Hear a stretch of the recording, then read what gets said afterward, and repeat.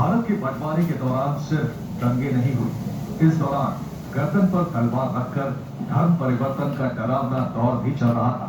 तो बंटवारे से ठीक पहले संयुक्त पंजाब के हिंदू और सिख बहुल गांव गोवा खालसा में जो हुआ, उसके जश्नदीद थे सरदार वीर बहादुर सिंह। एक मुसलमान थी, गुलाम रसूल का नाम थी, उसने एक लड़की की डिमांड की कि एक लड़की मैंने दे दो। मेरी बहन ने अपनी गुस्से की थी और मेरे पिता जी ने बड़े गुस्से का मुझे पता नहीं चला और मोरी कृपान सिर और बहुत ज्यादा पिता ने मेरे बहुत ताया जी के ऊपर सन जिन्होंने काफी बड़ा शरीर सी उन्होंने सारे ने कटना शुरू किया। खप खप खप की आवाज से आजादी के 62 साल बाद अक्टूबर 2009 कोच्चि, केरल। देश में एक तरफ कैथोलिक ईसाई समुदाय के युवाओं का सर्वे करके 2020 का रोड मैप बनाया जा रहा था, तो दूसरी तरफ केरल के ईसाई धर्म गुरुओं की सबसे बड़ी संस्था केरल कैथोलिक बिशप्स काउंसिल ने सनसनीखेज आरोप लगाया कि अक्टूबर 2009 तक केरल में 4,500 ईसाई लड़कियों को लव जिहाद में फंसाकर उनका धर्म परिवर्तन कराया जा चुका है। लव जिहाद भारत में धर्म परिवर्तन के लिए ये शब्द पहली बार इस्तेमाल हुआ था। केरल में उन दिनों लेफ्ट फ्रंट की सरकार थी, जिसके मुख्यमंत्री वीएस अच्युतानंदन ने लव जिहाद शब्द का जिक्र तो नहीं किया, लेकिन उन्होंने जो कहा वो लव जिहाद के मुद्दे पर धार्मिक और सियासी टकराव का हथियार बन गया। 24 जुलाई 2010 नई दिल्ली।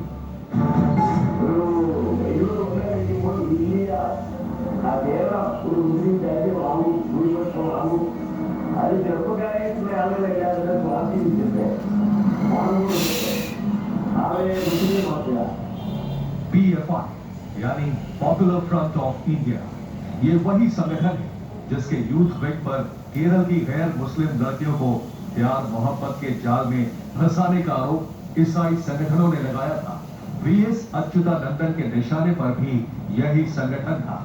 कायदे से इस मामले में सरकार को गंभीरता से कार्रवाई करनी चाहिए थी, लेकिन सियासी फसाद इस बेमतलब के सवाल पर शुरू हो गया कि लव जिहाद का मतलब क्या है। केरल में धर्म परिवर्तन हो रहा है, इससे किसी को इनकार नहीं था। जून 2014 में केरल के तत्कालीन मुख्यमंत्री और कांग्रेस नेता ओमन चांडी ने विधानसभा में माना कि साल 2006 से 2014 के बीच केरल में 2,500 से अधिक लड़कियों ने इस्लाम कबूल किया है। धर्म परिवर्तन के पीछे वजह क्या थी, ये सवाल भी इस राजनीतिक शोर में गुम हो गया कि भारत में सबको अपनी पसंद का धर्म चुनने की आजादी है।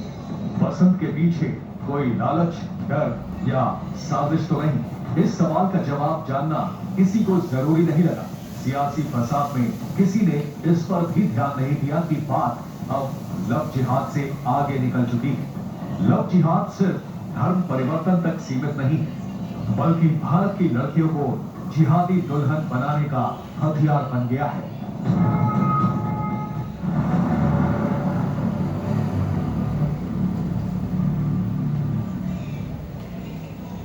एक बात समझ लीजिए कि दो अलग अलग धर्म के लोगों में प्यार हो जाए और वो शादी कर ले, तो इसका मतलब ये नहीं होता कि हर मामला लव जिहाद ही है। लव जिहाद से हमारा मतलब उन लड़कियों से है जिन्हें प्यार के जाल में फंसाया गया और इस्लामिक स्टेट के आतंकियों के हवाले कर दिया गया।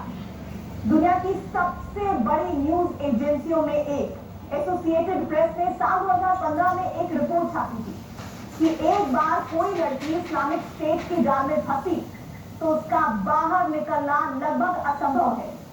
ऐसी लड़कियों की सच्ची कहानी देखिए टेली सीरीज का ये एपिसोड पिंजरा, द सोल्स स्ट्रैंगलहोल्ड।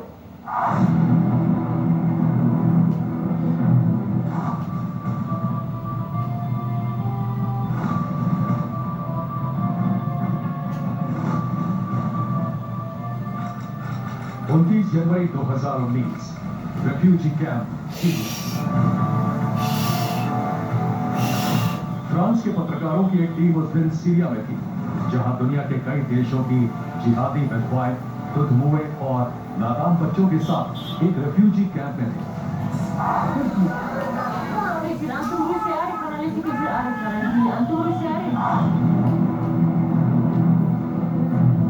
ये वो महिलाएं थी जो बगदादी के बहकावे में आकर अपना देश, अपना परिवार, अपना धर्म सब कुछ छोड़कर सीरिया आई थी।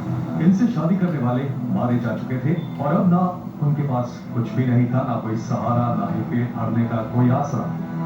उन्हीं में फ्रांस की मातिल्दे नाम की ये महिला भी थी, जो अपने 4 बच्चों के साथ इस्लामिक स्टेट में शामिल होने के लिए साल 2015 में सीरिया आई थी। मुस्लिम होने के नाते फ्रांस में मुझे आज़ादी नहीं थी।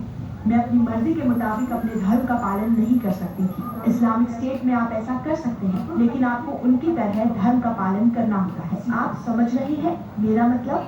मेरे साथ अच्छा बर्ताव हुआ, लेकिन ये वैसा नहीं था जो मैं सोच कर आई थी। क्या तुमने आतंकी हमलों और लोगों की हत्याओं के वीडियो नहीं देखे?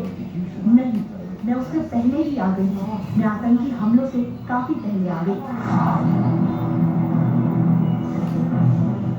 इस्लामिक स्टेट नाम के नरक में आने के बाद मातिल्दा को एहसास हुआ कि फ्रांस में जिंदगी इससे बेहतर थी। वो इस नरक से निकल सकती थी, लेकिन फ्रांस की अदालत उसे 10 साल कैद की सजा सुना चुकी थी। मातिल्दा को फैसला करना था कि उसे क्या चाहिए, सीरिया में मौत या फ्रांस में जीत। 20 अप्रैल 2018 सीरिया। ये 2 टेबल रखे, एक टेबल रख लो, बेड पे पैर रख लो, बराबर समानांतर होना चाहिए। और फिर अपना हाथ नीचे ले जाते, जमीन में खड़े होकर के करेंगे अपने, तो ज़्यादा से ज़्यादा टच कर सकते हैं, घुटने नहीं मोड़ने। कितना भी झुको, कितना भी लंचिंग दो। और इसमें क्या हो जाता है कि बराबर पैर है तो नीचे की तरफ हाथ जाएगा।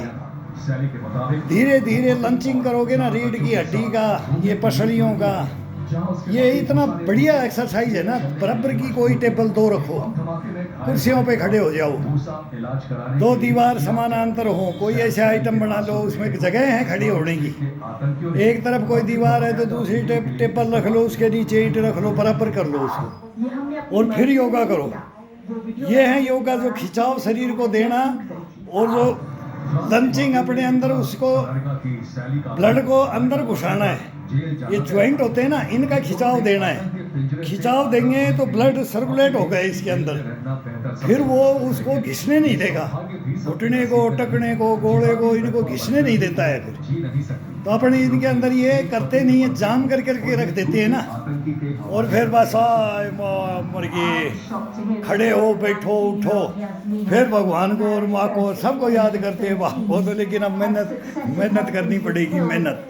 ये मेहनत करने के लिए खड़े हो, करो। ये आसान है, खड़े खड़े कर रहे हैं, समाचार सुन रहे हैं, दुनिया में आग लग रही है और अपना काम अपन कर रहे हैं। तो ये करो, लेकिन उधर ही ध्यान देख करके उसी को क्या देखना है। आंखें अंधी होंगी, सुन भी रहे हैं, अपना काम कर रहे हैं, तो अपना काम करो।